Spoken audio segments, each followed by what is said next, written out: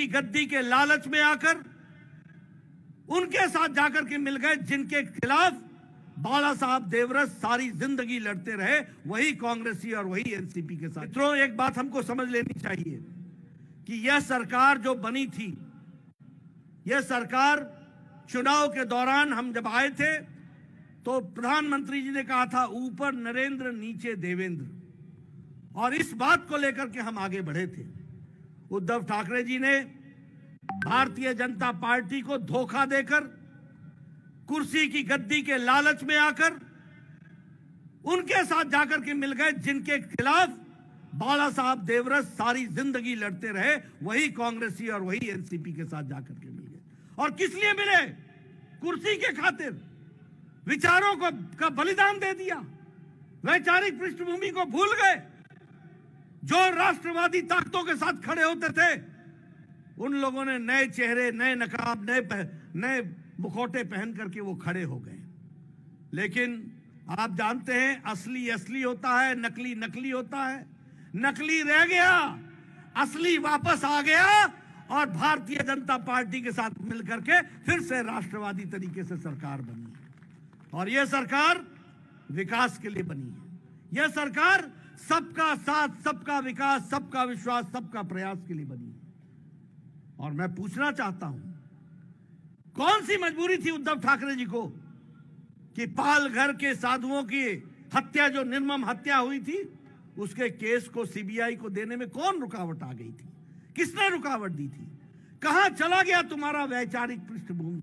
कहां चली गई आपकी विचारधारा? अरे सत्ता के पीछे इतने मिट गए, इतने समाप्त हो गए, इतने छोटे हो गए।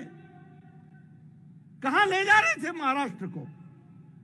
यह दीगर बात है, यह अलग बात है, यही तर बात है कि ऐसा होना नहीं था, क्योंकि सच्चाई सच्चाई होती है और सच्चाई फिर से स्थापित हुई है। इस बात को भी हमको याद रखना है। कैसा महाराष्ट्र हो गया था? आईपीएल के मैच हो सकते हैं लेकिन दही हांडी नहीं हो सकती। आईपीएल के मैच हो सकते हैं लेकिन गणेश उत्सव नहीं मनाया जा सकता है। आईपीएल के मैच हो सकते हैं लेकिन दुर्गा पूजा पर इकट्ठा नहीं हुआ जा सकता। कैसा प्रदेश बन गया था? आज आपको इन सब चीजों से राहत मिल चुकी है।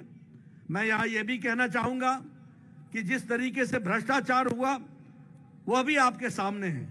और जब मैं भ्रष्टाचार की बात करता हूं तो मैं हमेशा कहता हूं कि एक हमारा जैम था, जन धन आधार मोबाइल, यानी जनधन में अकाउंट खोलो, आधार से जोड़ो और मोबाइल से पेमेंट भी करो और अपने खाते में आपको सरकार की सुविधा मिलेगी। एक इनका भी जैम है, वो JAM क्या है? वो है जॉइंटली एक्वायर मनी।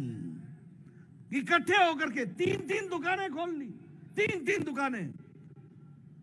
पहले उद्धव ठाकरे की शिवसेना को अर्पण करके आओ, फिर कांग्रेस का करो, फिर एनसीपी को करो, तीन दुकानें खोल गई, कोई काम नहीं। और आज महाराष्ट्र भ्रष्टाचार मुक्त हो चुका है और विकास युक्त हो चुका है। इसको भी याद रखने की जरूरत है।